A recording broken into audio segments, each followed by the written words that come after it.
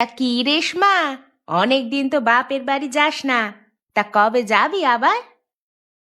দেখো দিদি, সত্যি একটা কথা বলি, সকালবেলা আমার না বাপের বাড়ি যেতে ইচ্ছে করে না।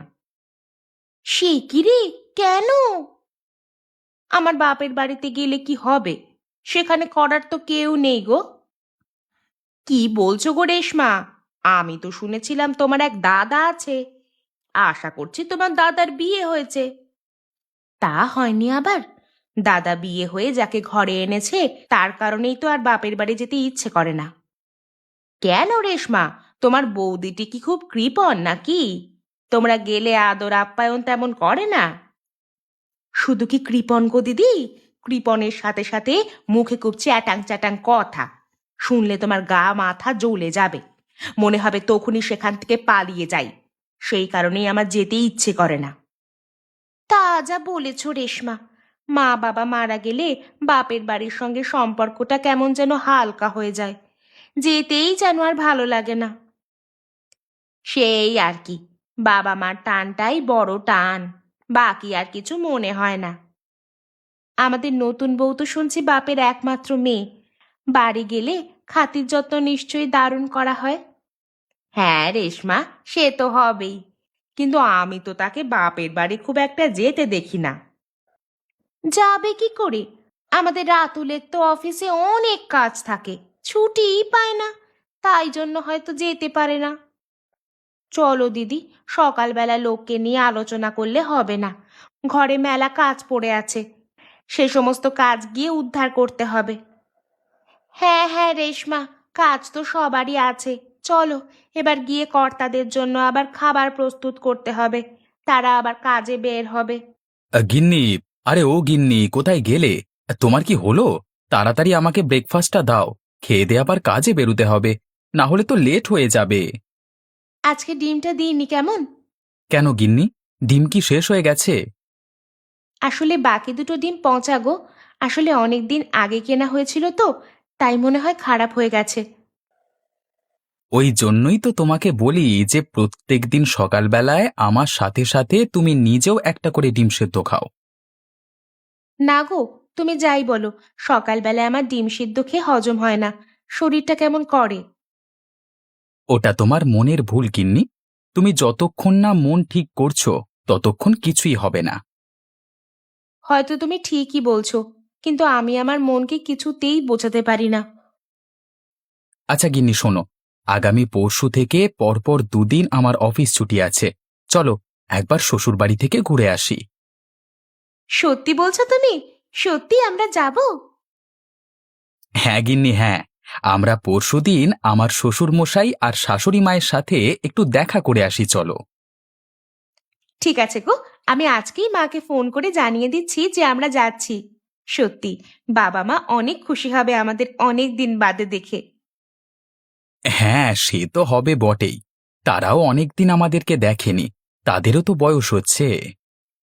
হ্যাঁ গো, এই তো মা কবে ফোন করে বলছিল তোমার জন্য মন খারাপ করছে খুব। হ্যাঁ গো, সেই জন্যই তো আমরা যাব। তুমি তো একটা কাজ করতে পারো, আমরা তো দুজনেই এই ঘরটায় থাকি, তোমার মা বাবাকে তো আমাদের কাছে এসে থাকতে বলতে পারো। না গো, তাদের বলে লাভ নেই, তারা আমাদের মাতৃভূমি ছেড়ে কোনোদিনই এখানে আসবে না। হ্যাঁ সে অবশ্য ঠিক, কেউ তার মাতৃভূমি ছেড়ে যেতে চায় না গো। আচ্ছা তুমি আজকে থেকেই গোছগাছ শুরু করে দাও, আর তোমার বাবা মার জন্য কিসব আনতে হবে আমাকে একটু বলে দিও।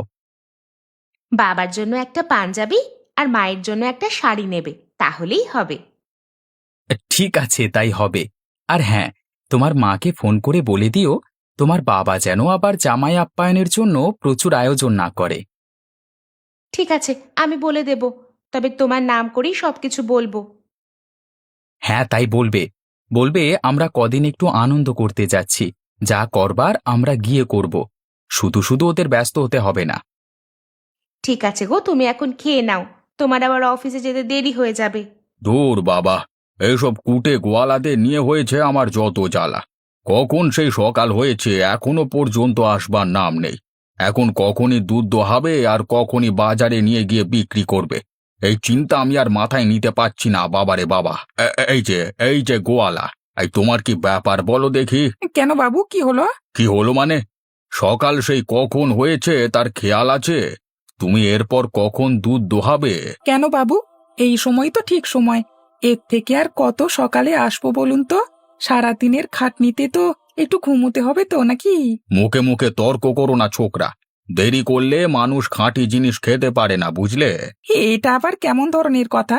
আজকালকার ছেলে ছোকরারা দেখি কিছুই জানে না। এই যাও যাও, এখন দুধ দুয়ে নাও, যাও। কই গো, শুনছো? কি করছো তুমি এখানে দাঁড়িয়ে? কি আর করবো গিন্নি, রাখাল এসেছে, আমি দাঁড়িয়ে আছি। অ আচ্ছা শোনো, তোমার জন্য একটা সুখবর আছে। সুখবর? হ্যাঁ হ্যাঁ, বলো দেখি কি সুখবর আছে। সকালবেলায় সুখবর শুনতে খুবই ভালোই লাগে। পরশুদিন তোমার মেয়ে জামাই আসবে। বলো কি গো, এই যে তুমি দারুণ খবর শোনালে। হ্যাঁ গো, এইমাত্র নীলিমা ফোন করেছিল। ফোন করে জানালো আমাদের জামাই বাবাজি বলেছে অফিসে নাকি কদিন ছুটি আছে, তাই জন্য এখানে এসে আমাদের সাথে দেখা করে যাবে। বাবা বাবা, এই যে দারুণ ব্যাপার। তাহলে ঠিক আছে গিন্নি, আমরা আজকে থেকেই আয়োজন শুরু করে দিই। আজকে থেকে আবার কি আয়োজন করবে? হ্যাঁ, তুমি শোনো, নীলিমা বলেছে জামাই ওকে বলেছে নাকি কোনো কিছু বেশি আয়োজন না করতে। আরে গিন্নি, জামাইরা ওরকম একটু আধটু বলে থাকে। তোমার মনে নেই, আমি যখন শ্বশুর বাড়ি যেতাম ঠিক এমন কথা আমিও বলতাম, কিন্তু তোমার বাবা কি আমাকে ছেড়ে কথা বলতো? সে কি খাবার দাবারের আয়োজনটাই না করতো। যাক বাবা, এতদিনে তুমি তাহলে স্বীকার করলে যে আমার বাবা তোমার জন্য ভালো মন্দ খাবার আয়োজন করত। আরে গিন্নি, তুমি এখন আবার ঝগড়া করতে বসো না যেন। এই সবে সকাল, এখনো অনেক বেলা বাকি আছে। বাবু, এই আমাকে আপনি বললেন যে বেলা হয়ে গেছে, আবার এখন বলছেন সকাল? রাখাল, তোমাকে যেটা করতে বলেছি তুমি সেটা করো।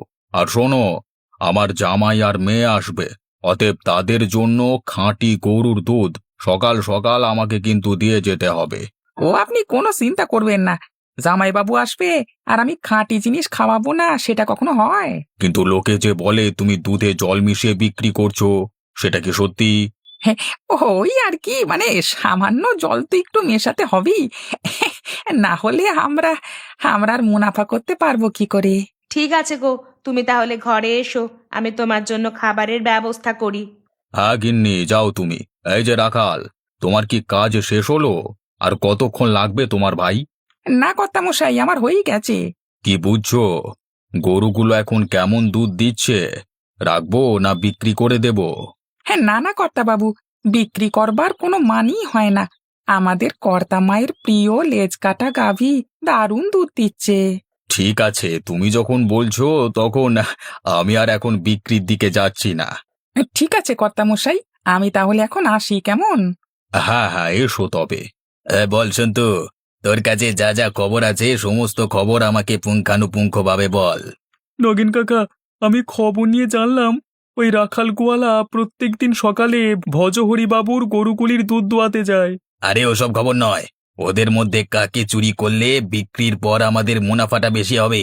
ভজহরি বাবুর ওই যে লেজ কাটা গাভীটা আছে না, ওই গাভীটাকে বিক্রি করলে সব থেকে ভালো হয়। মানে তুই বলতে চাইছিস তোদের লেজ কাটা গাভীটাকে চুরি করলে আমাদের সব থেকে বেশি মুনাফা হবে, তাই তো? হ্যাঁ কাকা, আমি সেই কথাটাই বলছি। কিন্তু এমন কথা কেন বলছিস তুই?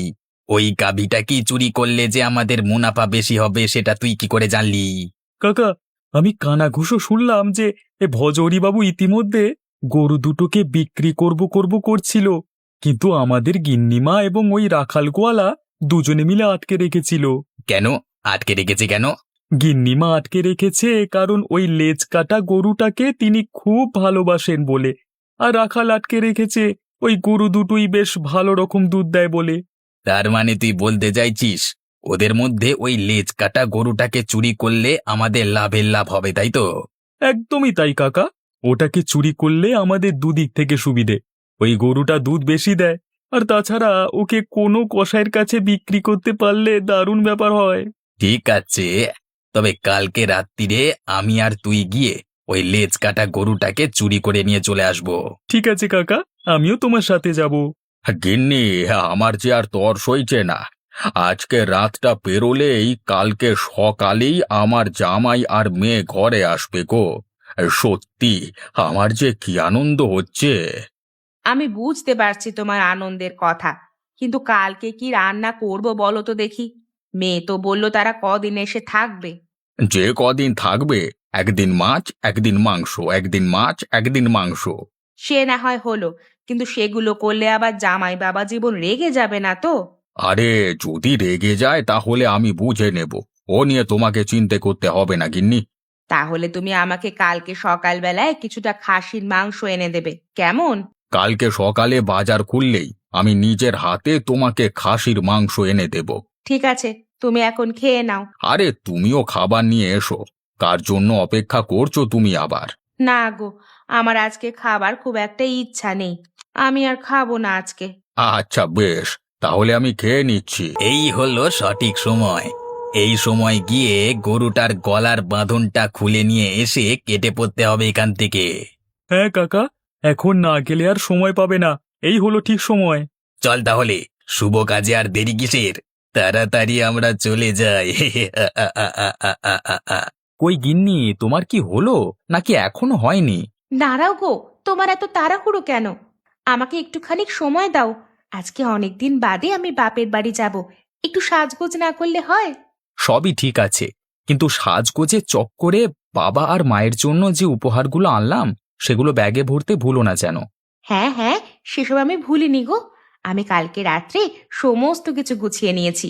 তা মা বাবাকে ফোন করে দিয়েছিলে? হ্যাঁ, সেই পরশুই ফোন করে দিয়েছিলাম। বাবা, তার মানে আমার শুধু বলবার অপেক্ষা ছিল, তাই তো? তুমি আমাকে বকিও না তো, বকতে বকতে আমার সাজটা নষ্ট হয়ে যাচ্ছে। আচ্ছা আচ্ছা, তুমি তাড়াতাড়ি নাও, এবার যে অনেকটা সময় নষ্ট হয়ে যাচ্ছে, যেতে যেতে বেলা হয়ে যাবে। বেলা একটু হোক না, তাতে অসুবিধা কি আছে? তুমি বুঝতে পারছো না, আজকে আমরা যাব, তোমার মা বাবা নিশ্চয়ই আমাদের জন্য উপোস করে বসে থাকবে। ও হ্যাঁ, এটা তো আমার মাথায় আসেনি। তাড়াতাড়ি নাও। আজকে দেখবো ভজহরি বাবু কি বলে। আজকে সকাল সকালই যাচ্ছি, জামাইবাবু আসবার কথা আছে আজকে। আজকে তাড়াতাড়ি দুধ দুইয়ে জামাইবাবুর জন্য খাঁটি দুধ দিতে হবে। আজকে আর কোনো রকম ভুল হবে না। হ্যাঁ দেখবো কর্তাবাবু আজকে আমাকে কি করে কথা শোনায়। হ্যাঁ হ্যাঁ। আরে গিন্নিমা, আপনার লেজ কাটা গরুটা গেল কোথায়? তাকেই তো খুঁজে পাচ্ছি না বাবা, সকাল থেকে তো খুঁজেই পাচ্ছি না তাকে। কিন্তু এমন হওয়ার তো কথা নয়। আপনার অনেক দিনের পুরনো গাভী, ও তো এইভাবে পালিয়ে যাবে না। রাখাল দেখ না, আজকের দিনে কি অঘটনটাই না ঘটে গেল। আজকে আমার মেয়ে জামাই আসছে, তারা এসে এসব দেখলে কি ভাববে বল দেখি। ও জামাইবাবু কিছু ভাববেন না, কিন্তু গরুটা গেল কোথায়? তাকে কেউ কি চুরি করে নিয়ে গেল? চুরি? আমাদের এখানে? কিন্তু হঠাৎ করে আমাদের এখানে চুরি শুরু হবে কেন? গিন্নিমা, আমি দেখে আন্দাজ করছি মাত্র।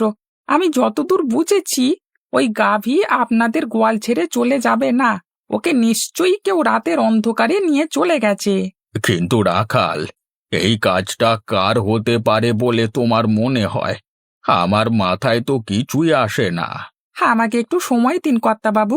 আমি থাকতে আপনার গাভীকে আপনার থেকে কেউ আলাদা করতে পারবে না। কিন্তু তুমি কি করবে রাখাল? আমাদের ভাগ্যটাই যে খারাপ। কি ব্যাপার, এখানে কি হলো? সবাই এমন মন খারাপ করে দাঁড়িয়ে আছেন কেন?